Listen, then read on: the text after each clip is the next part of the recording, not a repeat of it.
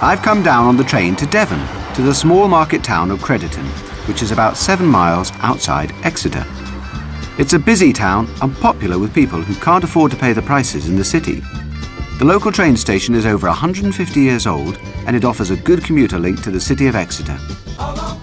Dartmoor Railway Inn, along with the adjoining railway cottage, is a Grade 2 listed building, up for auction at a guide price of £275,000. The inn is an old Georgian coaching house built around a courtyard with stable blocks. It offers thousands of feet of potential accommodation. Now, I've been poring over the catalogue and I think this property could have that elusive, heady brew of history and opportunity. So let's go and find out. The Railway Inn was a locals pub until 2 years ago when it was forced to close down.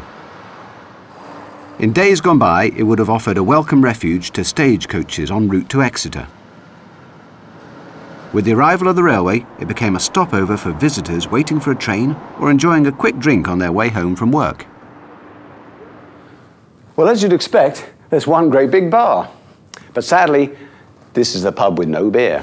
But there's nothing so lonesome, so dull or so drear than to stand in the bar of a pub with no beer.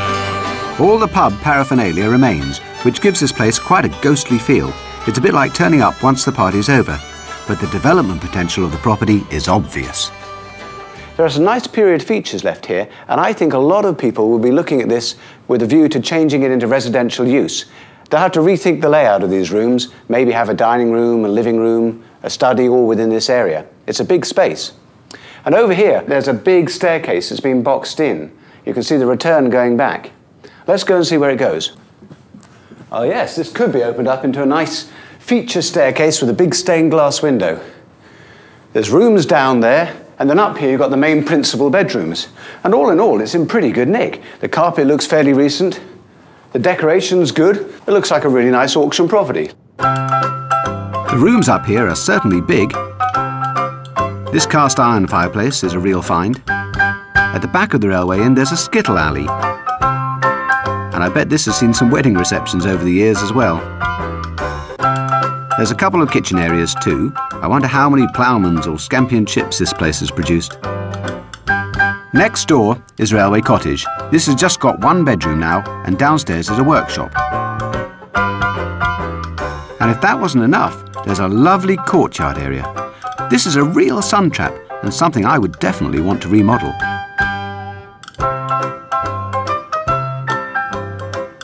I asked along a local expert. Who did he think would have the bottle to buy Railway Inn? Well, various people, developers, private individuals looking to use it as a house and perhaps the outbuildings for development, or somebody running it perhaps as a pub again, so all sorts of different people. What's Crediton like as a town then? It's certainly up and coming. It's commuting distance to Exeter. There are quite a few new developments going up around Crediton, and they are selling very well. With the demand for property in the area, what problems would a developer face converting this site? Obviously, they'll have to talk to the planners and see what they're going to allow, but potentially, I would have thought there is potential here to convert it into some sort of residential scheme. If they do convert it into residential units, how many might they get here? Potentially 4, possibly even up to 6 units here. With a guide price of £275,000 and a potential for so many houses, this pub could produce a great return for an investor. How much might the conversion add to the budget, though? Obviously, it depends how many units you can get here, but I would have thought somewhere in the region of £250,000, perhaps £300,000 to convert it into some sort of residential scheme. If it is converted into, let's say, 4, maybe 5 units, and they're all sold on the market, how much could that yield in total? Obviously, it depends what units you've got here and what style of property, but I would have thought somewhere in the region of £750,000, somewhere in that sort of region. Wow. At a guide price of £275,000, there's a lot of potential bottled up here. Well, I'm sure someone might well be toasting their good luck if they get hold of Railway Inn. There's a potential profit here of about £200,000. Let's find out what it goes for when it goes under the hammer. It's a busy auction room today, and I wonder which of these bidders will end up raising a glass to our pub with no beer. So, Lot 3, Dartmoor Railway Inn and Railway Cottage. It's handy for the railway line, it's 5 miles to Exeter, There's a lot of character about the place. I think it's unlikely that it'll stay as a pub. We've had a good lot of interest in this. I'd expect this one to go reasonably well. Guide price is 275. It is not going to make less than that, is it? Who's going to say to us 270? 260, I'll kick off. Nowhere near stamp duty. We know we're going to right. 260, thank you. 260, at 260, at 260, at 260, at 260. Oh, 262, 262, 262, 265, 268, 270 or not? 268 it is. At 268, at 268, at 268,000. 270, at 270, at 270, 272, 272, 272. Could you give us a wave again, sir? Because he doesn't believe you're there. 274, 274, 274, 276, 276, 276 on my left. 276, 278, 278, 280, 280, at 280, at 280. I'll have a look around while you're chatting it. At 280 I've got stood where it began. At 280, 282, 284, 284, 284 is against you. 284 is stood, 284 is stood. 284, 5 if you like. 285, same for you, so if you'd like it. 286, 286, 286, 286, 287 or not. 286 I've got, stood. At 286, at 287, 287, 288, 288, 288. At 288 is on my left. At 288, 289, at 289, at 289, 289, 290, 290 I get. At 290. At 290, at 290 then, looking around, at 291, 291, 291, 292, 292, 3 would blow him out of the way, so 300,000 and you won't see him for dust, look. Let's have a look. Will we ever find out? 292, 292, 293, 293, 294, 294, 294, 294, 294 is stood, 294 is stood. At 295, 295, 296, 296, at 296, at 290, great opportunity this, at 296, at 296, at 296. I'll ask you 7, but 296 is stood on my left. At 296, first time then. Anywhere else? At 296, second time. At 296, third and last time, you've sure out and done, selling this time at 296. So, well done. Yep. Gentleman on the left. The successful bidder for our pub with no beer is Steve. He is a dealer in ministry equipment and has a lot of experience of buying naval items like ropes and anchors for his family business. He's a local Devon lad and he lives with his wife Hayley and their 2 daughters Jessica and Emily. So Steve, I like a drink as much as the next man, but I'm not sure I'd buy an entire pub. What possessed you? I used to drink here when I was a lad. And I've always loved the building.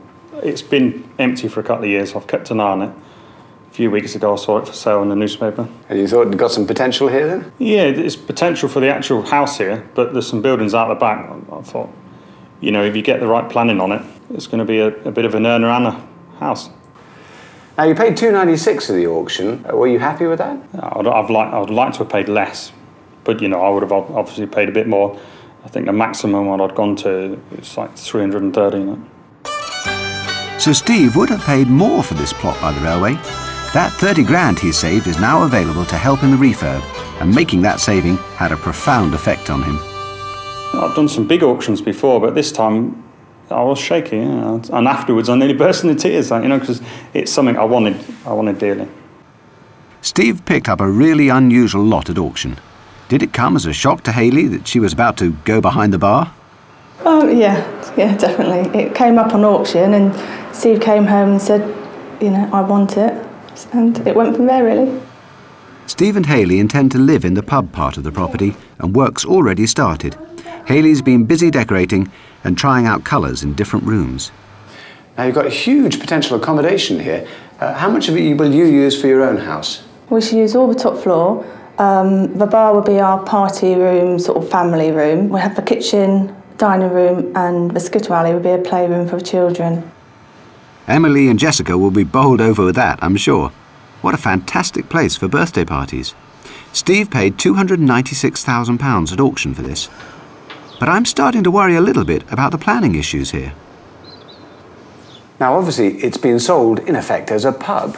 What's the situation with the planning permission here for you just to live in it? With me just living in it, it'll be fine because I live in upstairs in the house and I'm not going to change the bar at all. It'll be sort of still a pub but closed. So you don't really need a change of use for that, in effect? No, but I will apply for change of use, you know, to coincide with the planning on the outside buildings. And do you anticipate any problem in getting that change of use? I think that the only major problems will be is the parking side of it. Surely any potential development would require fewer car spaces than the pub had to cater for, and there's unlikely to be any coach loads of day trippers. Yeah, I've spoke to the planning people and that's what they said to me, that they can't see it being a problem because there would be loads more cars here if it was a pub. I'm really pleased Steve has decided to keep the pub side of this the same. It's part of the character of the building after all, and it will save some money. But has he set a budget for the rest of the development? I haven't, because I feel like, you know, the building was cheap enough in the first place, and I'm just going to see how I get on with it all right. How long does Steve think it will be before it's opening time again for the development of this pub? This is a learning curve for me, so I should think it's years rather than months. Well, that's a long drinking up time if you ask me. And it's time, gentlemen, please, for this part of the story. But we'll be back later in the programme to find out how Steve's getting on with the last orders at the Dartmoor Railway Inn.